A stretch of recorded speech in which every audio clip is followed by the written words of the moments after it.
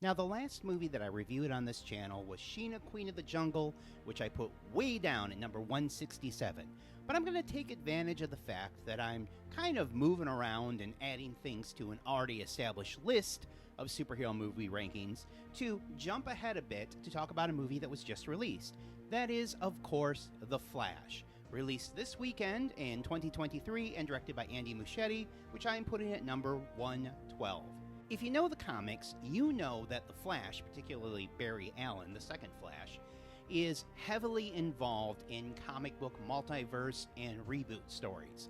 Not only did he introduce the idea of the multiverse to comics with the 1961 story The Flash of Two Worlds, but he famously sacrificed himself in the anti-multiverse crossover story Crisis on Infinite Earths, and then in 2011 rebooted the DC Universe with the Flashpoint storyline. And so it's easy to see why shared universe, multiverse, reboot-hungry execs would look at Barry Allen and just see mechanism to open up the world, expand the world, and not really a character about whom you can tell real stories. So I think most of the credit for the good things about The Flash belong directly to the screenwriter Christina Hodson, who was working off of a story by John Francis Daley, Joby Harold, and Jonathan Goldstein, who themselves are, of course, working off of stories by Marv Wolfman and George Perez, and especially Jeff Johns and Andy Kubert. Because I think that The Flash has a really good script. Yes, it is a multiverse story, and yes, there is a reboot element. But it remains focused on Barry Allen and on his character development, his growth, and on his relationship with his mother. And so I'm really impressed with the screenplay. Unfortunately, I'm not impressed with anything else. I think this is a pretty bad movie, and really the blame for its failures, I think, belongs in two specific places. One, on the director, Andy Muschietti, and two, on its star, Ezra Miller. And we can see the effect that those problems have on a pretty strong script about 10 minutes into the movie. Now, this could be considered a spoiler, I guess, because it is a set piece that I'm about to describe, so if you're super sensitive about that, then skip.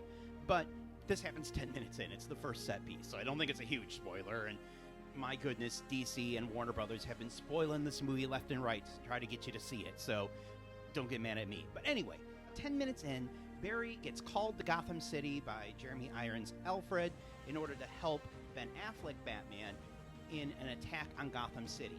And part of this attack involves a hospital collapsing and a neonatal nurse and a bunch of newborn babies falling out of a window. Yes, that's absurd, but that is a wonderful Flash problem. That's the sort of thing that only a guy who runs at super speeds can address. And it's one of my favorite things, superheroes helping people who need help. And so at that moment, I am on board. I'm like, oh my goodness, this is exactly what I want out of a Flash movie. Here's the thing, the sequence sucks. It is incredibly boring and incredibly irritating. Now, part of that boringness, again, can be directed at Andy Muschietti, who I think is a terrible director. When Barry is running up the side of the building and dealing with his dropping calories and trying to save these babies, that's a good setup for him. But Muschietti imagines it in the most boring, flat way possible. And I want to be clear, yeah, the special effects in this scene suck. It looks like rubbery, false babies falling, to the point that you might even think, instead of CG babies, I really wish they would have dropped some dolls. No, not real babies. Dolls. I wish they would have dropped dolls. But I don't care that much about rubbery special effects. You know, if you've been watching this channel, you know that I love the Sam Raimi Spider-Man movies, where the special effects are really rubbery there, but they look amazing because Sam Raimi knows how to compose a shot. Andy Muschietti does not. And so the way that he composes these scenes of the Flash trying to catch the babies and rescue them all is done so unimaginatively, so flatly, no sense of tension or dynamics, that the entire scene falls flat. And this is true throughout the movie. The way that Muschietti imagines some of these fantastic elements, such as the way that the Flash enters the multiverse. Of course, it's the usual, yellow, red, spinning effects, lightning effects that you would expect. He also imagines it as sort of this giant arena in which moments in the past are played around in a circle. And this is really drawn from Crisis on Infinite Earths, especially later in the movies, they more directly draw from that. And George Perez's designs are amazing, but it's not simply the fact that Perez gives us a series of planets colliding into one another. It's the entire composition of Perez's pages. The planets themselves aren't that terribly interesting. The planets in relationship to everything else that Perez puts on the page gives it dynamism and makes it exciting. Muschietti has no idea how to do that. The other problem that is clear here in the baby rescue scene is that Ezra Miller is an incredibly irritating actor. Now, I know it's so easy after somebody does something terrible. I don't want to say that Ezra Miller's been canceled, because clearly they are at the front of a big blockbuster movie. They have not been canceled. But they did do a bunch of terrible things, and their popularity has dropped. And so it's easy then to say, well, I never liked them. But I've never liked Ezra Miller. They have such an irritating screen presence, and that's on full display in The Flash. Miller or Muschietti, I don't know who to blame on this one, they love this visual image of Barry sticking his chin out with this kind of bug-eyed look to show that he's scared. And they're constantly sticking their face in the camera like that, and Muschietti thinks it is the funniest thing in the world. But if you find that facial expression irritating, then seeing it projected that big is just annoying, especially when there's something cool like, catch the babies. And Miller's take on Barry is motor mouth and nervous, which can be very charming. Tom Holland pulls that off with Spider-Man. That's Spider-Man's whole shtick.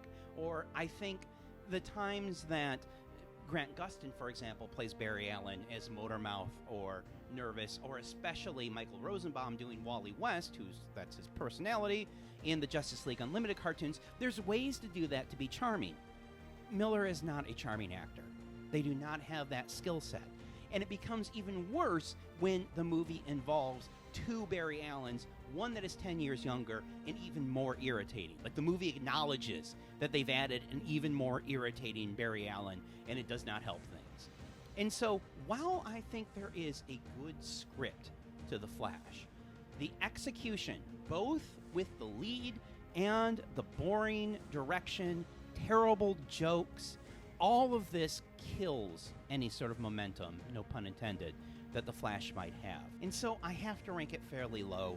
I'm putting it down on 112. I think it's slightly better than Man of Steel, for example, which I don't particularly care for, better than Supergirl, but on the bottom end of most superhero movies, which is disappointing, especially since Gunn just hired Muschietti to direct the Batman movie. I am not looking forward to that. Hey everybody, quick update. Many of you have asked for an easier way to keep track of all the movies that I've already reviewed and those that I'm adding, and so I have compiled a list of all the movies I've reviewed, and that's where I'll be adding the new ones along with links to the videos. You can get to that for free by following me at Patreon. Joe Writes Words at Patreon. There's the link going by, or also I have the link up in my bio in my link tree, so you can check it out there if that's something you're interested in.